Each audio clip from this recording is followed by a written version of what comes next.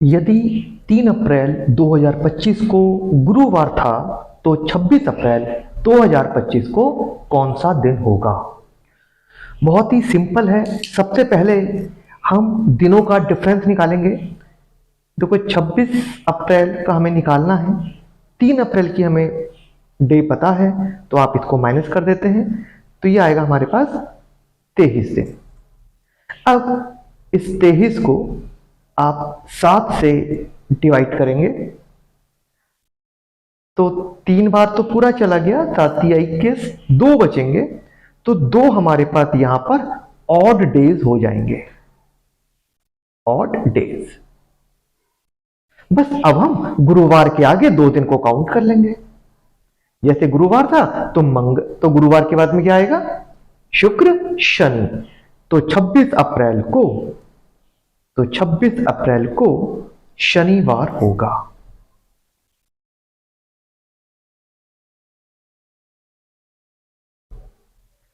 इसी तरह अगले क्वेश्चन में हमें दिया है कि यदि 3 मई को बुधवार हो तो उसी वर्ष 3 जून को कौन सा दिन होगा? यहां पर वर्ष वही है, तारीख भी वही है, महीना अगला हो गया।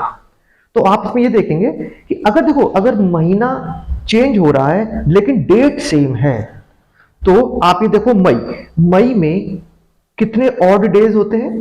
3 होते हैं। ये मैंने पिछली वीडियो में बता रखा है। तो 3 दिन होते हैं। अब आप बुधवार से आगे 3 दिन काउंट कर लो, तो 3 मई को, ठीक है, मई में 3 दिन है। ये 3 इसके अनुसार नहीं है, ये ऑड डेज के अनुसार है।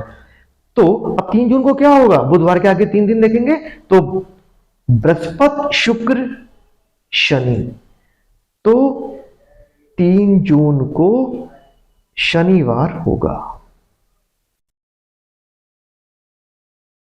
शनिवार होगा। इसी में देखें अगर हम कि यदि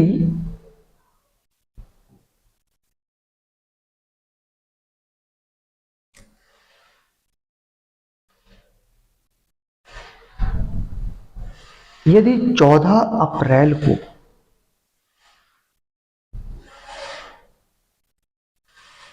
2025 को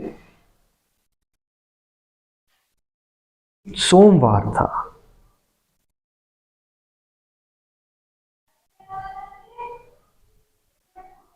तो 14 मई 2025 को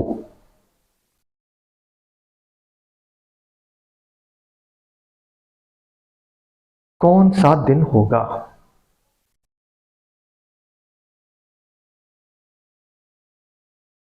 अब देखो यहां पर भी हम अगर इसको ध्यान से देखें तो तारीख वही है, महीना बदल गया, अगले महीने की बात हो रही है।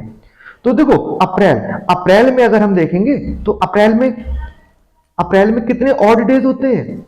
अप्रैल महीना होता है 30 दिन का, तो अप्रैल में 2 ऑड डेज होंगे, 2 विषम दिन होंगे। तो 14 मई को निकालने के लिए अब देखो 14 अप्रैल को सोमवार था, तो आप 2 दिन आगे काउंट करो, यानी कि मंगल बुध। तो 14 मई को मंगलवार था, बुधवार था, सॉरी, को बुधवार।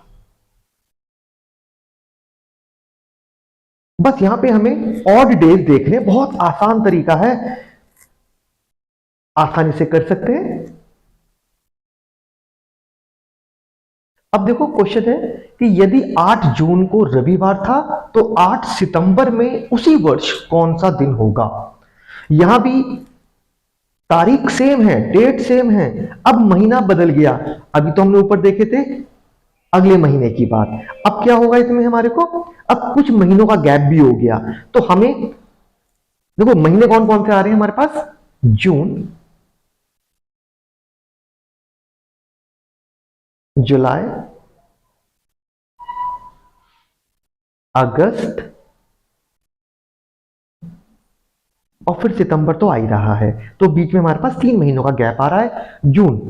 जून में कितने ऑड डेज होते हैं? देखो जून होता है 30 दिन का, तो इसमें होंगे 2 ऑड डेज। इसी तरह जुलाई 31 का होता है, इसमें 3 ऑड डेज। अगस्त भी 31 का होता है, इसमें भी 3 ऑड डेज आएंगे। तो हमारे पास कुल विषम दिन कितने हो गए? अब देखो कुल विषम दिन 2 + 3 + 3 8। जितने भी विषम दिन आए, अब इसको आप 7 से भाग कर दो। एक बार पूरा पूरा जाएगा और एक ही हमारा शेष बचेगा, और शेष भी हमारा एक ही दिन बचेगा। तो हम 8 जून को रविवार था, तो एक दिन आगे बढ़ेंगे, तो 8 सितंबर को उसी साल नेक्स्ट डे सोमवार, तो वो सोमवार होगा। तो बहुत आसान है, बस हमें विषम दिन का ध्यान रखना है।